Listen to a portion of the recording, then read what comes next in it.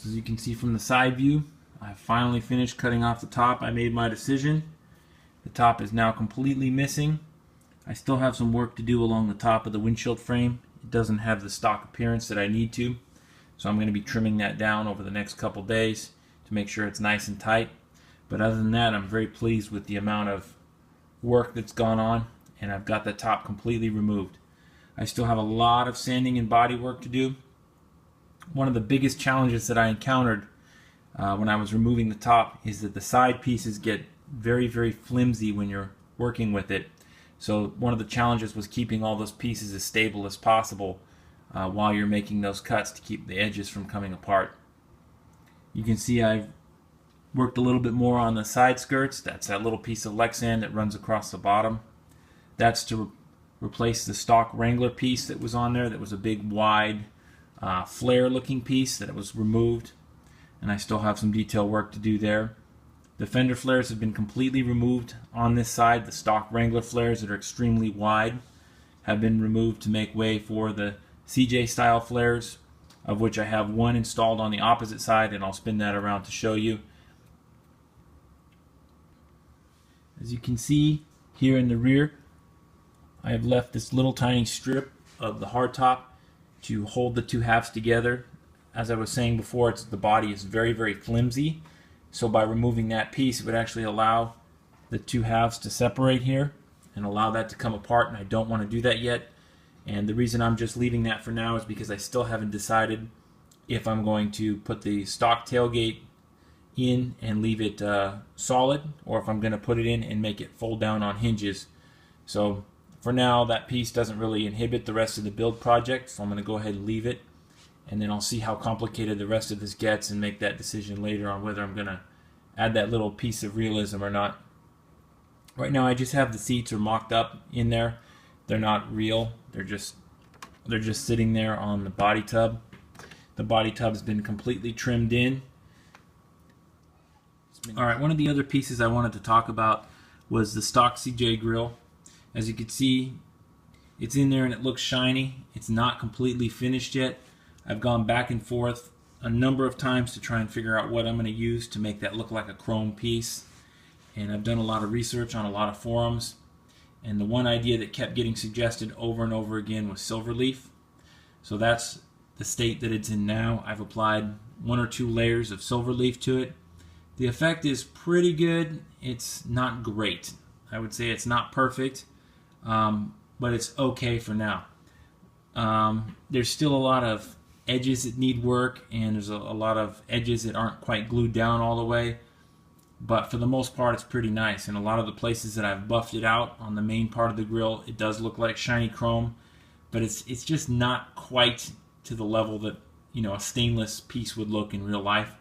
So I'm going to try and sand that with 1200 grit to see if I can get it down to a perfectly smooth mirror-like finish, and then buff it out. So I'll keep playing with that and experimenting with that over the next couple weeks and see if I can get that to look as much like a real piece of metal as possible. One of the things I wanted to talk about real quick is the headlight buckets that fit into the stock CJ grill. It's actually 2 pieces.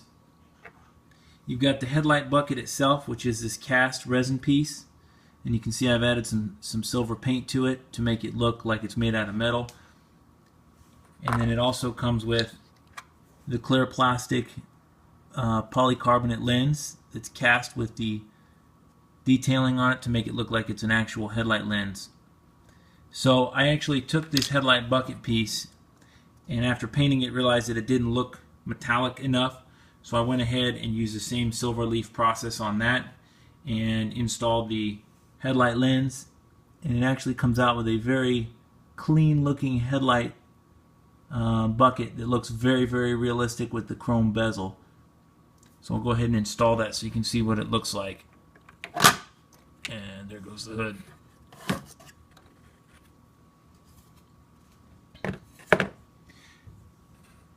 So as you can see, by itself it's not that impressive, but when you actually get it in to the grill, it very much so looks like a stock CJ-7 headlight. And I think that the addition of the silver leaf behind it made it really, really nice. And then one step further, when I actually go ahead and get my LED lighting kit installed, I'll drill out the back of the headlight bucket As you can see, there's a space there where it's been thinned out, so you can actually drill that from behind, install a white LED light. You get the good reflection off the silver leaf, and it will look just like a stock CJ-7 headlight.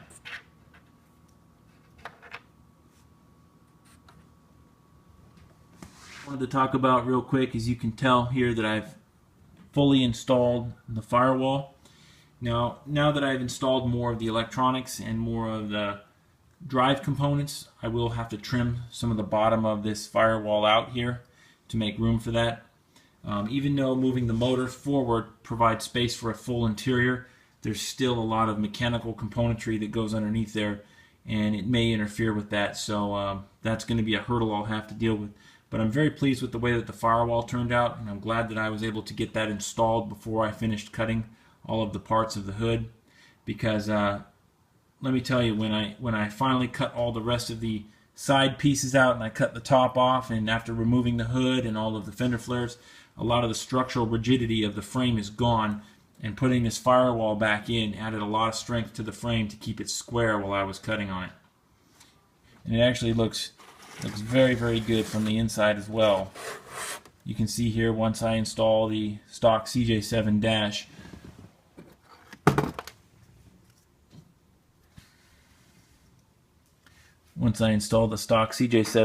in there, it'll hide a lot of that, and it'll look really, really nice. Now comes the most exciting part of the build, which I'll demonstrate now.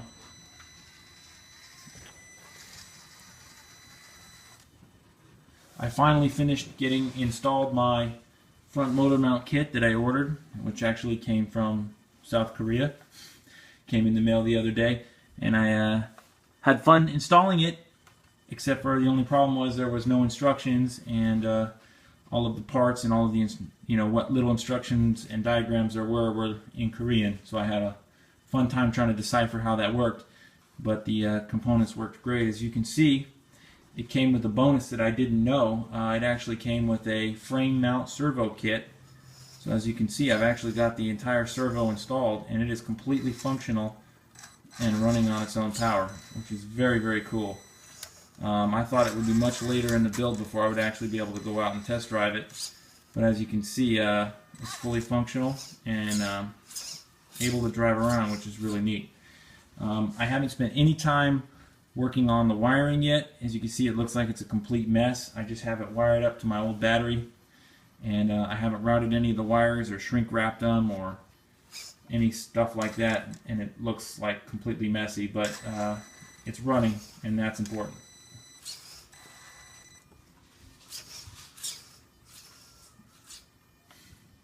So the components that came with the front motor mount kit, as you can see, the front motor mount plate here.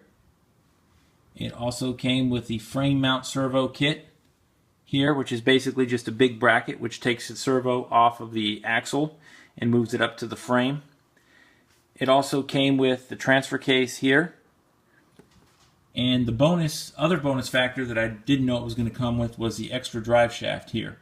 Now the extra drive shaft is actually supposed to link the motor to the transfer case, but in this case the one that they sent me was a little bit too short, so I was able to take the two stock axial drive shafts and use them both in the front.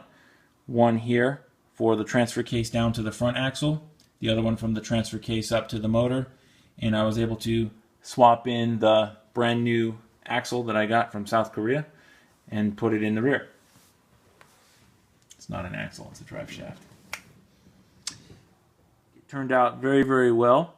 The install took me about 4 hours, and it wasn't because I couldn't figure it out and couldn't read it, but there was a lot of playing around with different screws and making sure that the correct size screws were going in the correct places.